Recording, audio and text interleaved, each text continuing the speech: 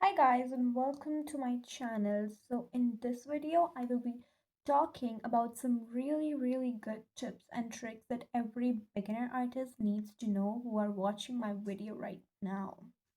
So first of all, I have been doing art since I was a kid and I am literally 18 years old right now and I have outgrown my skills so much today. I am really good at it.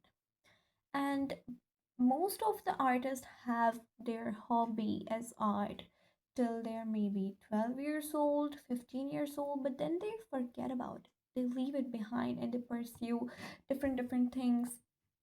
Okay, but I am not telling you, if you're interested, you can go for it. But the thing is, like, you don't have to forget it. You can even do it as a side something, like you feel good at it. But if you're really good at it, I would say go for it. So, first of all, I want to tell, like, don't forget it because it was a skill given to you. It was a skill that you have. Because you see, sometimes we artists make such good things, and then people will like, oh, I think this is so easy to draw. And I'm like, okay, yeah, it's not. Not many people have it. Not many people have that skill that you have. It is literally, I feel so grateful that my hands can do that.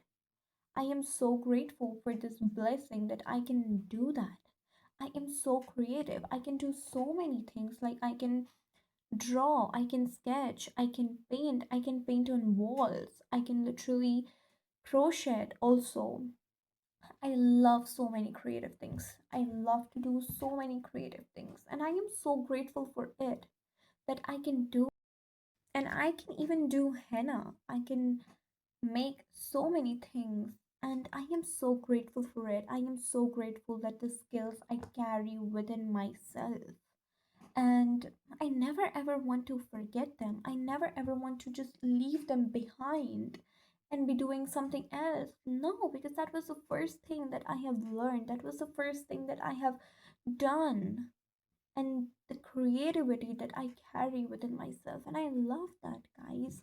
And if you have it, if you can do it, then I would say literally go for it because that is such a great thing that we carry within ourselves. This is a blessing, literally. And the second thing is, most of the artists, they carry this doubt within themselves, and I have seen over Insta also, like, so many people making reels about it. Am I really a good artist, or am I just good at copying? And what if I tell you that copying is not bad? Copying is not bad at all, guys. You just need to transform copying into learning, because you see, we learn through things. We see things, okay, this is how it is done, so I will do it the same way. And that is something that is learning. But copying is like you do it and then you keep doing that and then you forget how to actually do it. But when you don't see, when you don't have access to that particular thing from which you learn, but you have to transform it into learning. You cannot keep copying. Copying is bad when you don't learn from it. Like, for example, I will tell you, you went on Pinterest and then you just simply saw something, and you went on Pinterest and then you saw a sketching or a painting and then you drew. You drew, and what did you learn from it? Did you learn how the colors are used? Did you learn how the shadows are made?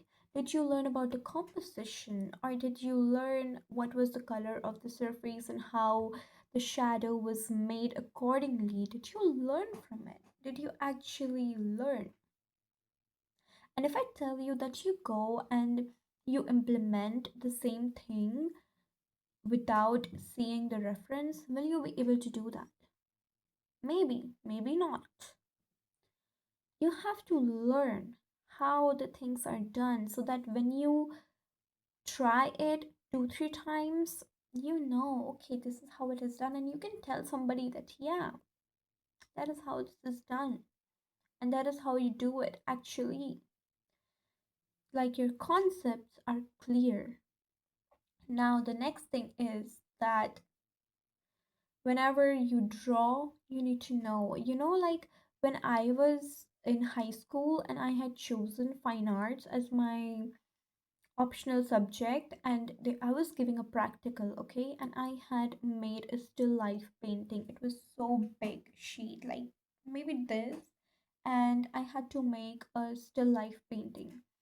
And I made a green colored basket on a furniture brown colored table, and in there were oranges kept. I did not know how to make shadows. I was in high school. I did not know how the color of the shadows is decided. I did not know it. And I was in high school giving my practical.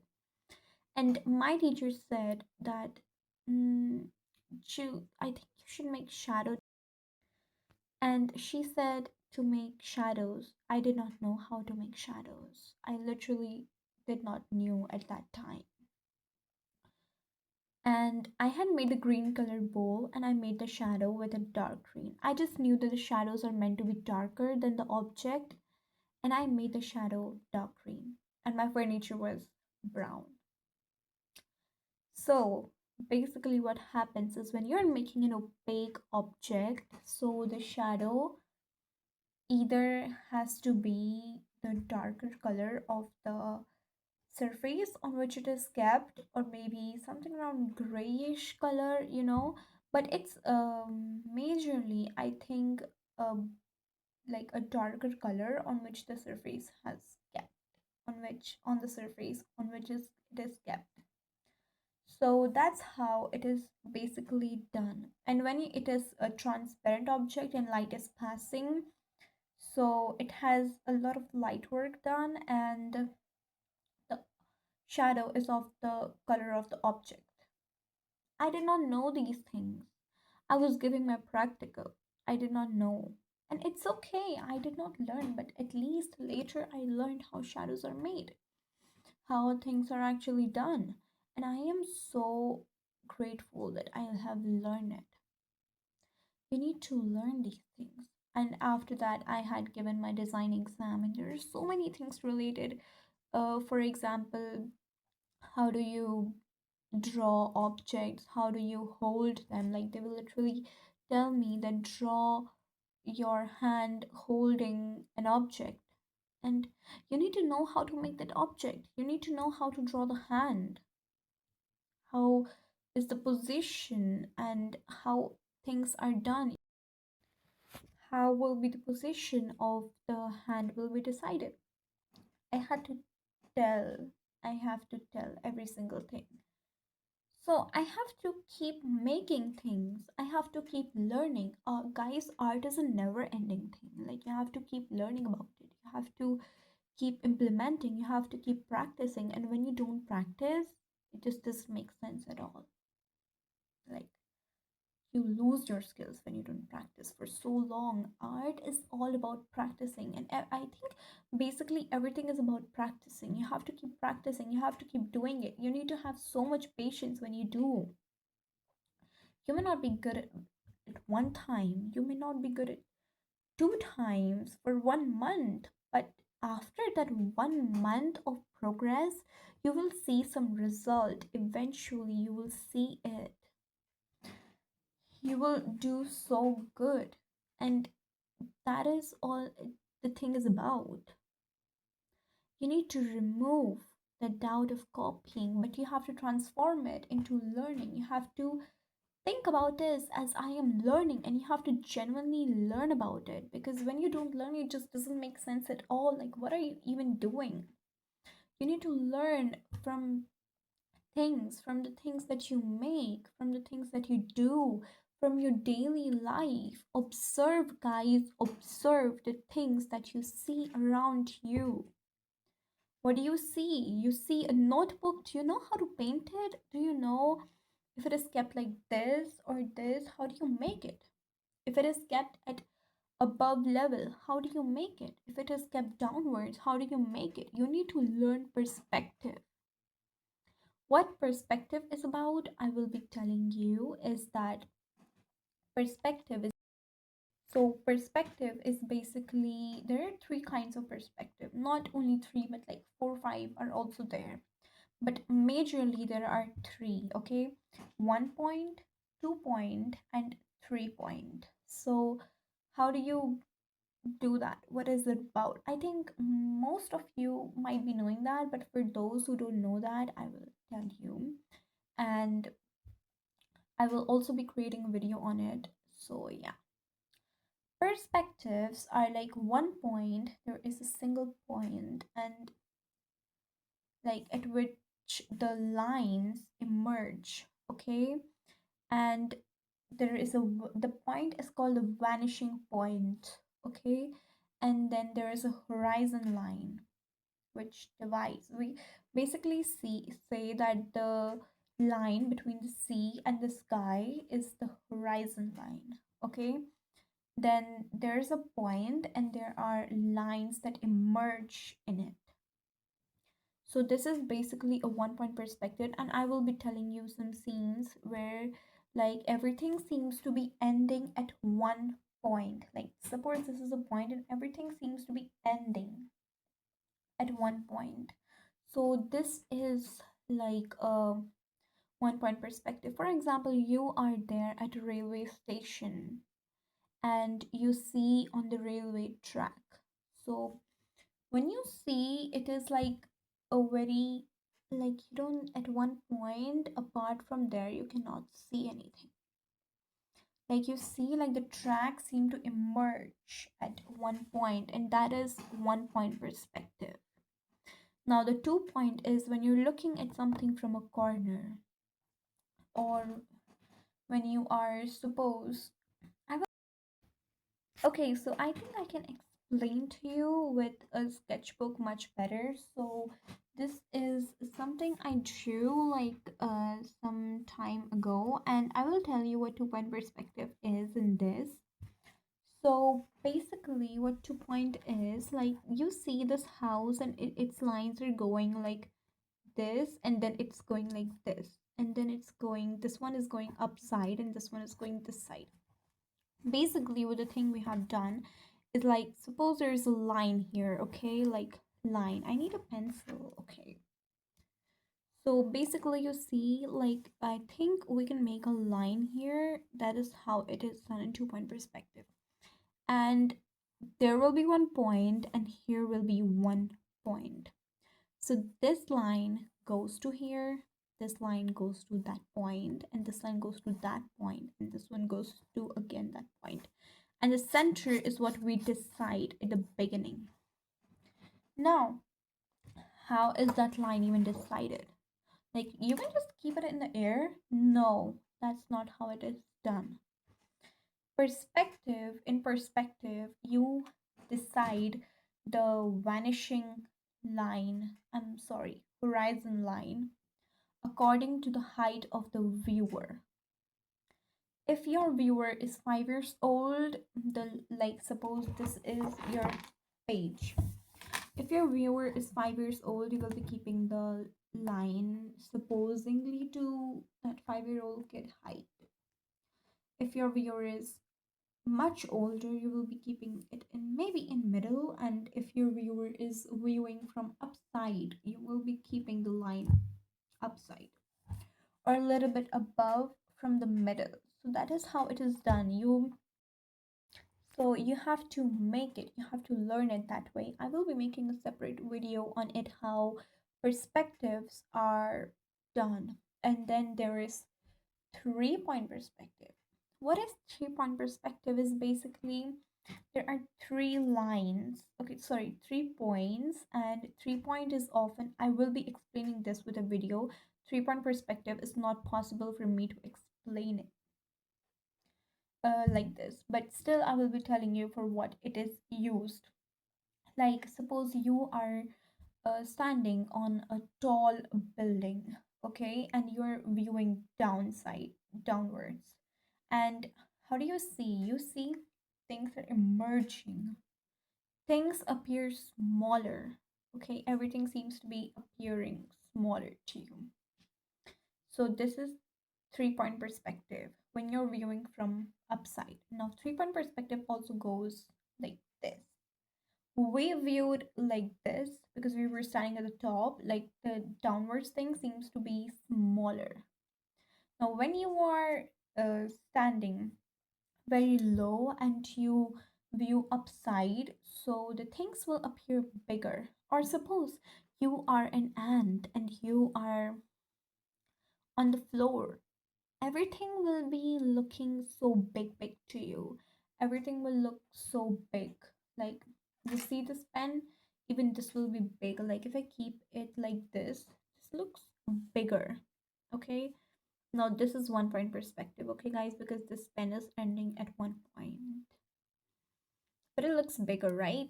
But if I keep it like this and the ant is here, so this will go in the three-point perspective. Or different things you can make in three, so different things you can make in three-point perspective, and then you can learn through it. You need to learn perspective a lot of times.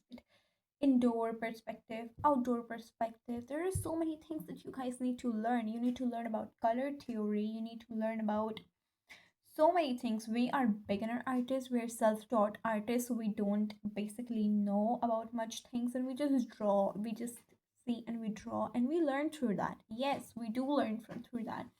But since I have grown, since I have learned things, is you need to know about color theory. Even if you're going into design, even if you're into designing something like a website or a project you're working on, you need to still know about color theory. You need to still know about the principles of design. You need to still know about these things, about the perspective and all. You need to know about it. If you're going into interior design, if you're going into architecture, you need to know about perspective. And also, color theory is very important in that thing.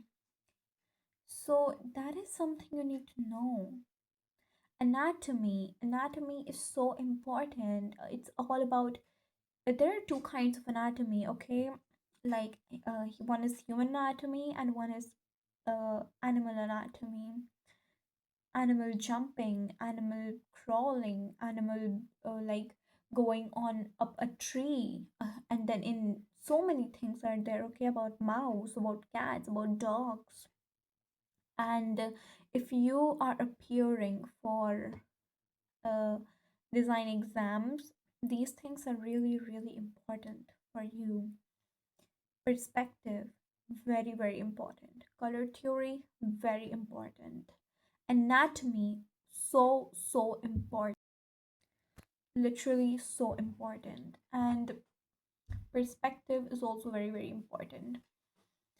But anatomy is so important, like it gets asked so many times, so you have to learn it. And even if you're not appearing for any sort of design but you are interested in drawing, you need to still learn anatomy, you need to still learn about perspective. And color theory is a very important part of your design, of your, about even if you're drawing. And also the second thing is that apart from sorry guys, for color theory, even if you're not into that, you need to still know about the color psychology, how humans perceive colors, how, what are the cool tones, what are the warm tones, what does a color make a person think, what does a color make a person feel about.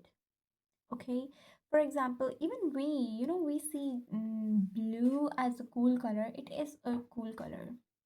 We see most of the brands that are luxurious, they usually use purple color. Yeah, maybe jewelry brands or maybe dark green sort of color, they use it. That dark blue also, but blue is often used for reliability, okay, for the trust thing. But dark blue, dark purple, and dark uh, purple, dark green, these sorts of colors are used for royalty based brands, jewelry brands, and these all things, they use dark colors like these.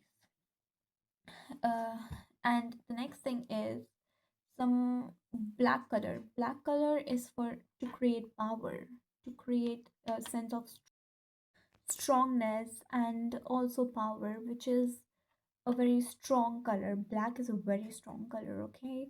It is like very, very intimidating sort of color, like it is for to creating power and all everything. But now we talk about pink. So pink is basically feminine and really nice soft color. It is viewed as soft and feminine. Now the next come is red. Some people see it as love, some as danger. So different colors have different meanings. What a color has a mental impact on some person is matters a lot. You need to learn about it. You need to think about it. And that is how brands also design things. They design logos, they design according to certain brands and website and everything. These are designed keeping the color psychology in mind, and also how every single thing is done. These all things are kept in the mind when a person is designing. And also the principles of design. There's so many principles of design. Like I think about 10 to 11 principles are there. The proximity, contrast, and so many things are there. I will be explaining all the principles of design in the next video, but these are something that you need to know so that you can think about it, so you can see about it, like, oh yeah, this is also there, yes, this is there. And if you are someone appearing for design exams, this is something that is really, really important for those things. So yeah guys, this I hope this video was helpful to you.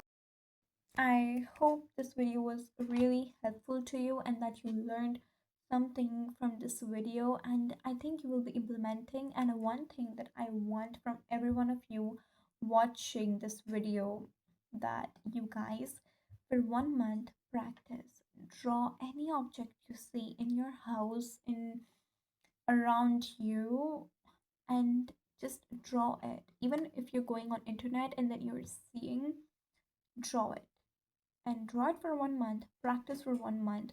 Not only copy, but also learn it. Transform that copying into learning. And then you will come back on this video and tell me how much you have improved, how much you have learned from it. And I can bet you on this that you will see an improvement once you practice every single day for a 1 month. So yeah, if you wanna upgrade your skills, if you wanna learn, you can just do it. You can just literally give 1 month, 10 minutes, even a day, or maybe half hour a day for doing this. And I know, guys, you will learn. I know you will be so better after 1 month, and you will be telling me that yes, we actually did a lot of progress in our drawings. So this is something really great for you. If you want to practice, if you want to get good at it, just practice it, just do it. Sometimes on the days when you do not have the energy to do so, do it for 10 minutes. Nobody's telling you to sit and draw like crazy for 1 hour, 2 hour, 3 hour, 5 hours. No. If you're tired, simply take on an easy drawing, draw an easy object, but draw, but practice, but learn about it. And that is what matters, that you sat and you drew.